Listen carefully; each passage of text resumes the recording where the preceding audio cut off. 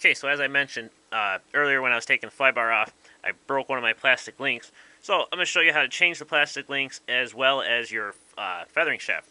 Feathering shaft being the shaft that runs from blade grip through the rotor head to this blade grip. When you crash, if you break your blades, chances are you're going to bend your feathering shaft. Quick way to check this is you're going to need a 5.5 millimeter box drive wrench. And if you don't have one of these, go to your local auto parts store and look for a 5.5 millimeter deep well socket. Some hardware stores have them too, so that's a great little option.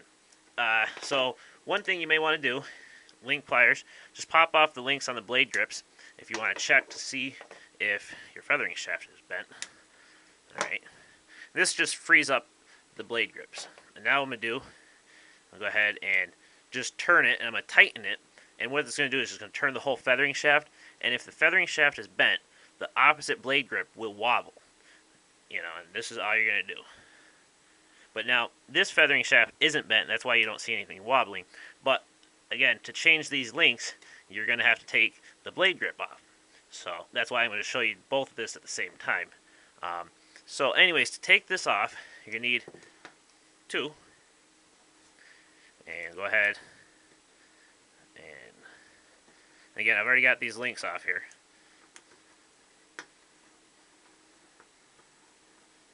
I'm going to unscrew it.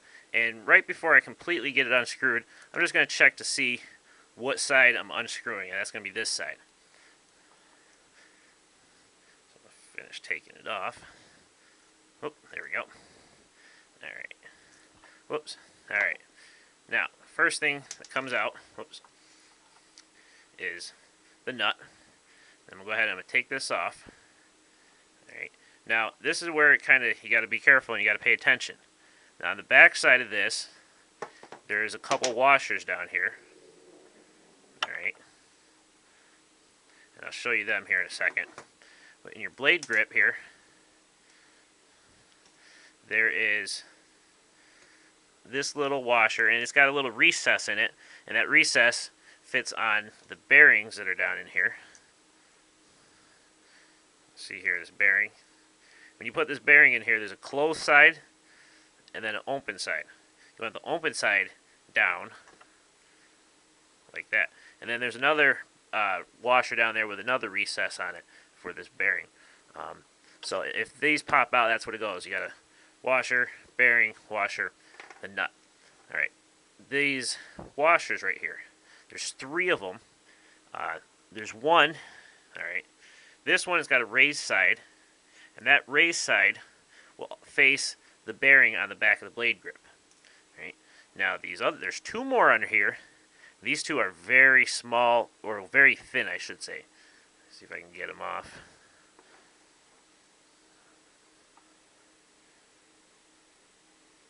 Magic.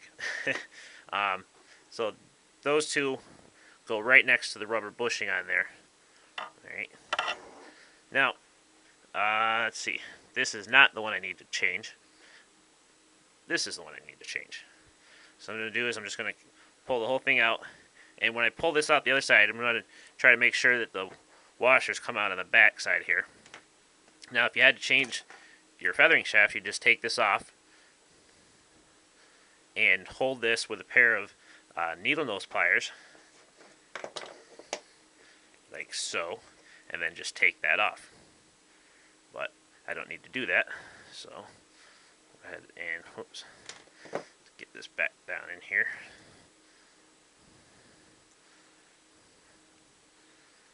Okay. Alright, back up here. You can see that's where the broken one is. Now, up here, you're going to have to unscrew that because the plastic link is not meant to pop out over that. But on the bottom one, it is. So, again, with some link pliers, pop that off and take a screwdriver.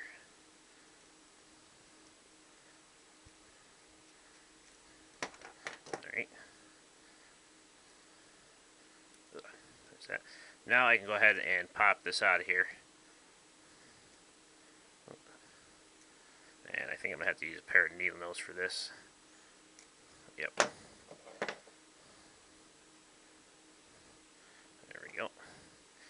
So now I'll pop that in the new one and go ahead and assemble everything, and I'll just come back here real quick with a couple notes about assembly.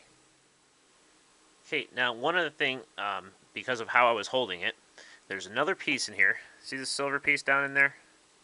That will fall out sometimes. See here, and all that is, you can see here, it's just, you know, this little silver spacer, and it's got a hole through it, and obviously the hole has got to be what the feathering shaft goes through. So go ahead and put this back down in here. A lot of times it's good to use a nut driver to push this down through, and when you push it through, you may push the little rubber bushing, you may push that right out, and if you do, just push it back down in there. Then I've got these two really thin washers, and I've got the other third one with the raised side up. I've got my blade grip. Make sure the bearings get set down over there. And sometimes, oops, just throwing my tools around here. Actually, I'm going to do this the other way. Use this one to hold it.